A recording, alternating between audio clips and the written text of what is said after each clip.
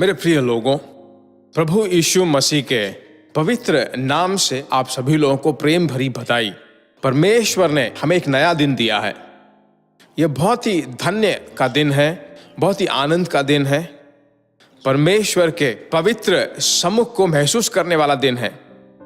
ऐसा कहकर मैं आपको बधाई देना चाहता हूं। जीसस मीट्स यूट्यूब फैमिलीज, सभी लोग, GPS रॉबिन्सन फेसबुक में जितने लोग हैं, प्रभु में आप सब आनंदित रहिए।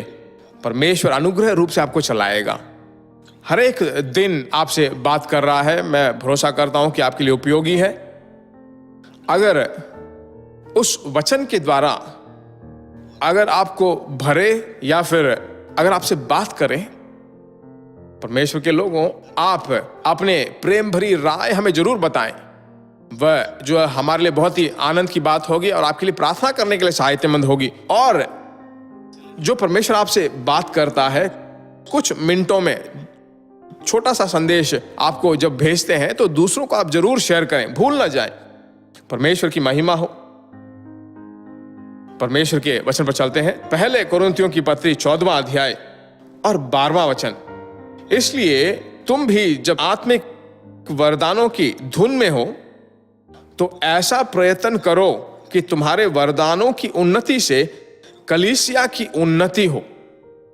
एक जमाने में यीशु को नहीं जानते थे, अब यीशु मसीह को अच्छी तरह जानते हैं।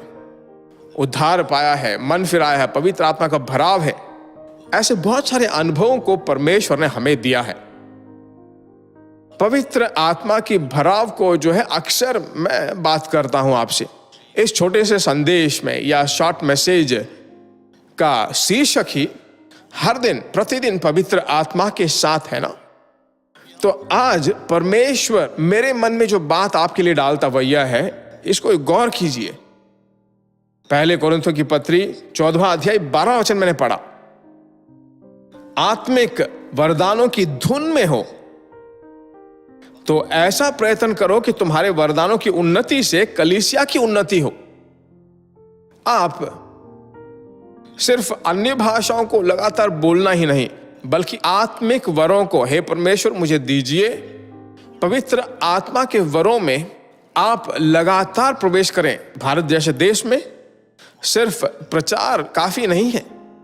पवित्र आत्मा के अभिषेक के साथ परमेश्वर के द्वारा दिए गए वरों को आपके परिवार को चलाने के लिए, आपके व्यापार को चलाने के लिए, आपके धंधे को ठीक से चलाने के लिए, कामकाज में परमेश्वर की आत्मा का सम्मुख बहुत जरूरी है।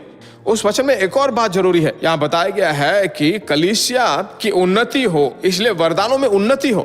तो जिस कलीसिया में आप जाते हो वहां पर आत्मिक वरदानों की उन्नति हो। शायद आप कैर से लीडर हो सकते हैं या फिर एक प्रार्थना के छोटे से गुट का लीडर हो सकते हैं। बहनें एक साथ मिलकर प्रार्थना कर सकते हैं। जब आप प्रार्थना करें तो दूसरों में, आप में एक बहुत बड़ा अंतर लोग देख पाएंगे। आपके अंदर से एक सामर्थ्य प्रकट होगा, निश्चय रूप से प्रकट होगा। इसलिए परमेश्वर आपसे बात कर रहा है। तो परमेश्वर के लोगों, ठीक उसी तरह आप परमेश्वर के हाथ में अगर आ जाएं, उसके हाथ में अगर आप आ जाएं, तो जो जो आपकी मांगे हैं सभी चीजों को परमेश्वर देकर आपको आनंद से भरपूर करेगा। तो इसके लिए मैं चाहता हूं कि आपके लिए मैं प्रार्थना करूं।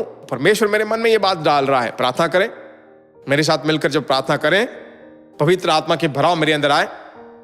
उस भराव का अगला कदम जो है, आत्मिक वर मुझे मिले, मैं तेरे लिए बहुत ही उपयोगी बनकर रहूं। तेरे लिए परमेश्वर मैं उपयोगी पात्र बनकर रहूं। ऐसा कहकर प्रार्थना कीजिए। प्रार्थना करते हैं।